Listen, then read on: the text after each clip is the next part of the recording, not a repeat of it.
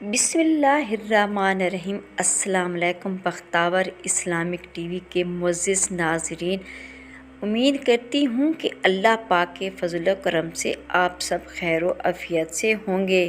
Video شروع کرنے سے پہلے میری چھوٹی سی آپ سے گزارش ہے کہ ایک بار درود پاک پڑھ کر نبی کریم صلی اللہ علیہ وآلہ وسلم کی خدمت میں پیش کریں۔ میری پیاری بہنوں، آج رمضان المبارک کا پہلا دن ہے۔ یہ دن بہت بابرکت دن ہے، یہ دن بہت فضیلت والا دن ہے۔ اس میں مانگی گئی دعا قبول ہوتی ہے۔ کوئی ایسی دعا نہیں جو اس دن رات کی جائے۔ بس آپ نے کرنا اتنا ہے، سب کام چھوڑ کر بس ایک سورت کو پڑھنا ہے۔ اللہ بہت بڑی نعمت سے آپ کو نوازے گا۔ رمضان المبارک کا پہلا روزہ افطار کرنے سے پہلے ایک بار سورت آپ نے لازمی پڑھنی۔ جو انسان اس سورت کو پڑھتا ہے تو اللہ تعالیٰ خود فرماتے، اے میرے بندے مانگ تجھے کیا چاہیے۔ یہ صبر کا مہینہ ہے، لوگوں کے ساتھ بھلائی کا مہینہ ہے۔ اس مہینے میں جتنا بھی ہو سکے لوگوں کی امداد کریں، لوگوں کے ساتھ بھلائی کریں۔ بظاہر یہ چھوٹی چھوٹی نیکیوں پر بڑے بڑوں کی ثوابوں کی بھی بشارت ہوتی ہے۔ اسی طرح کے کئی ایسے اعمال بھی ارشاد ہوئے کہ جن کا ثواب تو ہے ہی، ساتھ میں رزق میں برکت اور کشادگی بھی ملتی ہے۔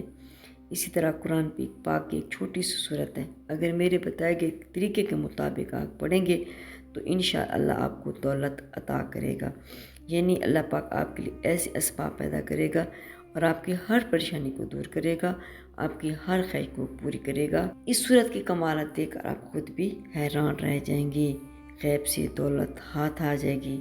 اس صورت کی بہت زیادہ فضیلت ہے۔ اللہ پر توکل اور اسی کے سامنے گڑگڑانے کے ساتھ اللہ کا نام ہی کافی ہے۔ یہ صورت امن دیتی ہے، سکون دیتی ہے، بہتر سے بہترین عطا کرنے والی صورت ہے، لہٰذا آپ نے اس صورت کو لازمی پڑھنا ہے۔ یہ صورت ایسے معجزے کرنے والی ہے کہ آپ حیران رہ جائیں گی۔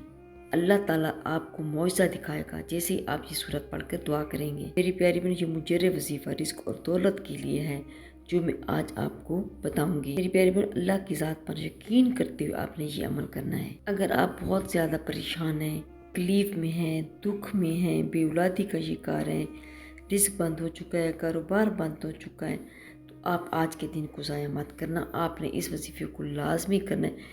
ایک بار میرے کہنے پر میری پیاری بہن اس عمل کو لازمی کرنا ہے، کیونکہ یہ صرف ایک دن کا عمل ہے۔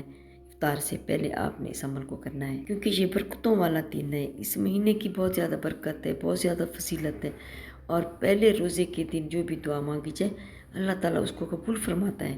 اس روزے دار کی کوئی بھی دعا رد نہیں کی جاتی جو خلوص نیت سے دعا کرتا ہے، اللہ تعالیٰ سے اپنی حاجت مانگتا ہے۔ قرآن پاک کا نزول اسی مہینے میں ہوا۔ رمضان مبارک کا پہلا عشرہ رحمت، دوسرا عشرہ مغفرت اور تیسرا عشرہ جہنم کی آگ سے نجات کا ہے۔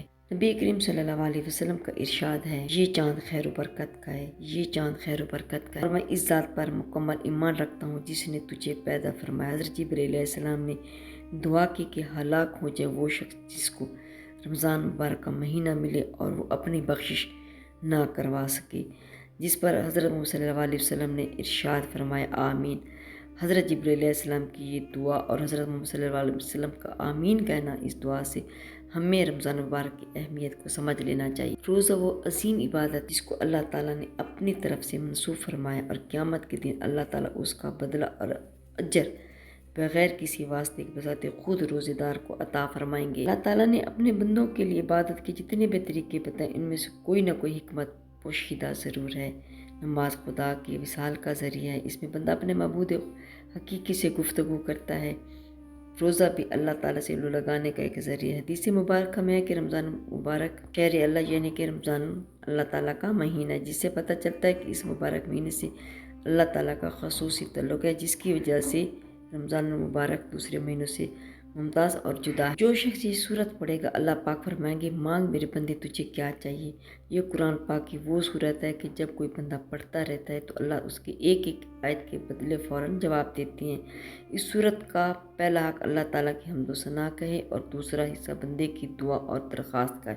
اس کے ساتھ یہ بھی ارشاد ہو، میرے بندے کو وہ چیز ملے گی جو اس نے مانگی۔ پھر جب بندہ صورت مکمل کرتا ہے، پھر اللہ تعالیٰ کہتا ہے سب میرے بندے کے لیے، اور اس کو وہ چیز ملے گی جو اس نے مانگی۔ میری پیاری بہنیں، جب بھی کوئی وظیفہ کیا کریں سب سے پہلے صدقہ لازمی دے دیا کریں، اس کے بعد آپ وظیفہ کیا کریں۔ جب بھی کوئی وظیفہ یا عمل کیا کریں صدقے نیت اور خلوص کے ساتھ کیا کریں، کیونکہ جب بھی ہم کوئی وظیفہ کرتے ہیں، عمل کرتے ہیں اور کہتے ہیں کہ دیکھو ہمارا کام نہیں ہوا، ہمارے وظیفے نے اثر نہیں کیا، تو بات یہ ہے کہ ہم جب وظیفہ یا عمل کرتے ہیں تو خلوص نیت سے نہیں کرتے، کیونکہ وظیفے کی پہلی شرط ہی یقین ہے۔ جب یقین کامل ہوگا تو انشاءاللہ یہ وظیفہ بھی عمل کرے گا۔ بس اسی بات کا خیال رکھنا ہے کہ جب آپ عمل کریں یقین کے ساتھ کریں، جو بھی آپ کی حاجت ہے، جو بھی آپ کی خواہش ہے، تو آپ نے اس کو ذہن میں رکھتے ہوئے آپ نے یہ وظیفہ کرنا ہے۔ وظیفہ شروع کرنے سے پہلے سب سے پہلے آپ درود ابراہیمی پڑھ لیں۔ اگر آپ درود ابراہیمی نہیں آتا یا کوئی بھی مسئلہ ہے تو آپ کوئی سا بھی درود پاک پڑھ سکتے ہیں، پابندی نہیں ہے، لیکن درود پاک آپ نے لازمی پڑھنا ہے، کیونکہ درود پاک پڑھے بغیر مانگے جانے والی دعا قبول نہیں ہوتی۔ جب دعا کے ساتھ درود پاک پڑھا جاتا ہے تو اللہ تعالیٰ فوراً سے پہلے اس دعا کو قبول فرماتے ہیں۔ درود پاک پڑھنے سے اس عمل کو خاص فضیلت ملتی ہے اور برکت ملتی ہے۔ یہ وہ مقدس عمل ہے جو ہمیشہ کے لیے لا زوال لا فانی ہے اور انسان برے اثرات سے بھی محفوظ رہتا ہے۔ قرآن و ارشاد باری تعالیٰ بے شک اللہ اور اس کے حبیب فرشتے نبی کریم صلی اللہ علیہ وسلم پر درود بھیجتے رہتے ہیں۔ اے ایمان لو تم بھی درود بھیجا کرو اور سلام بھیجا کرو۔ نبی کریم صلی اللہ علیہ وسلم نے ارشاد فرمایا، میرے پاس اللہ تعالیٰ کی طرف سے آنے والا آیا اور عرض کیا، یا رسول اللہ صلی اللہ علیہ وسلم، جو آپ صلی اللہ علیہ وسلم کا امتی مجھ پر ایک درود پاک شریف پڑھے، اللہ تعالیٰ اس کے بدلے اس امتی پر 10 رحمتیں نازل فرماتا ہے اور اس کے 10 درجے بلند کرتا ہے، اس کے لیے 10 نیکیاں لکھ دیتا ہے اور سب اس کے گناہ بھی معاف کر دیتا ہے۔ اس کو شفا حاصل ہوتی ہے، دل و جان کو پاکیزگی حاصل ہوتی ہے۔ پڑھنے والے کے لیے سب سے بڑی سعادت یہ ہے کہ نبی کریم صلی اللہ علیہ وسلم بنفس نفیس اس کو سلام کا جواب بھی فرماتے ہیں۔ درود پاک ایسا عمل ہے جو اللہ تعالیٰ کی بارگاہ میں ضرور مقبول ہوتا ہے۔ اگر نیک پڑھے تو درجے بلند ہوتے ہیں، اگر کوئی گناہ گار پڑھے تو نہ صرف اس کے گناہ معاف ہوتے ہیں بلکہ اس کا پڑھا ہوا درود سلام بھی قبول ہو جاتا ہے۔ اسی لیے جب بھی کوئی وظیفہ شروع کرے تو سب سے پہلے درود پاک لازمی پڑھ لیا کریں۔ اور میری پیاری بہنوں، یہ صبر کا مہینہ ہے اور صبر کا بدلہ جنت ہے۔ یہ مہینہ یہ لوگوں کے ساتھ بھلائی کا مہینہ، اس مہینے میں مومن کا رزق بڑھا دیا جاتا ہے اور جو شخص کسی روزے دار کا روزہ افطار کرے تو اس کے گناہ معاف ہو جاتے ہیں اور جہنم کی آگ سے اس کو بھی نجات مل جاتی ہے۔ میری پیاری بہنوں، جب اپنے دسترخوان سجائیں تو غریبوں اور یتیموں کا بھی خیال رکھیں، اپنے آس پاس نظر دوڑائیں، کہیں کوئی غریب اور یتیم بھوکا تو نہیں ہے۔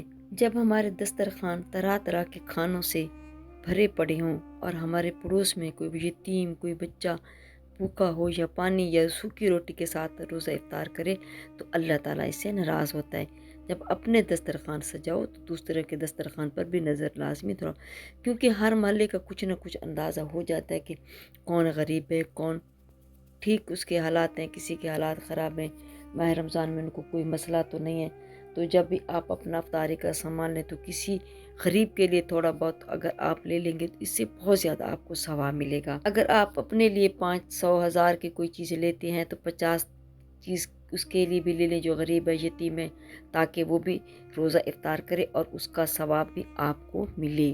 تو میری پیاری بہنوں، جب تک ماہ رمضان ہے آپ نے اپنے کی روٹین بنا لینی ہے کہ جب بھی آپ اپنے سامان افطاری تیار کریں تو کسی غریب اور یتیم کے لیے اس کا حصہ ضرور الگ سے رکھ دیں، کیونکہ اس عمل سے دلوں کی غفلت اور زنگ دور ہو جاتا ہے، صلہ رحمی کا شوق پیدا ہوتا ہے اور اللہ تعالیٰ کا قرب حاصل ہوتا ہے۔ جب یہ کام آپ کریں گے تو آپ کی زندگی نئے طریقے سے شروع ہو جائے گی۔ تو میری پیاری بہنوں، کہتے ہیں کہ کسی نے حضرت علی رضی اللہ عنہ سے شکایت کی کہ اس کے گھر کے حالات خراب ہیں، اس میں تنگی ہے، تو حضرت علی رضی اللہ عنہ نے اس شخص سے فرمایا، ابھی رمضان مبارک کا مہینہ ہے اور جب پہلا روزہ افطار کرنے لگے، افطار سے کچھ منٹ پہلے آپ یہ عمل کرو تو آپ کی جو بھی مشکلات ہیں وہ اللہ تعالیٰ حل کرے گا، جو بھی آپ کی مراد ہے اللہ تعالیٰ اس کو پورا کرے۔ اپنے حالات کے لیے جو بھی دعا مانگو گے اللہ تعالیٰ اس کو بھی قبول کرے گا، کیونکہ نبی کریم صلی اللہ علیہ وسلم نے ارشاد فرمایا، پہلے روزے کی افطاری میں جو بھی دعا مانگی جائے اللہ تعالیٰ اس کو قبول فرماتا ہے۔ میری پیاری بہنوں، ٹائم ضائع کیے بغیر چلتے ہیں آج کے وظیفے کی طرف۔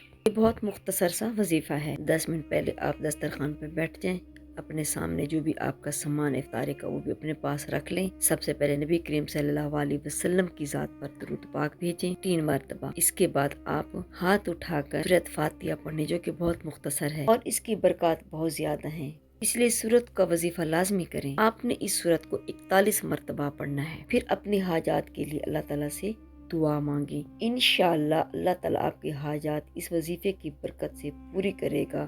اللہ سے رو کر گر گڑا کر آپ دعا مانگیں۔ اس وقت تک آپ اپنی دعاؤں کو مانگتے رہیں جب تک کہ افطاری کا ٹائم نہیں ہو جاتا۔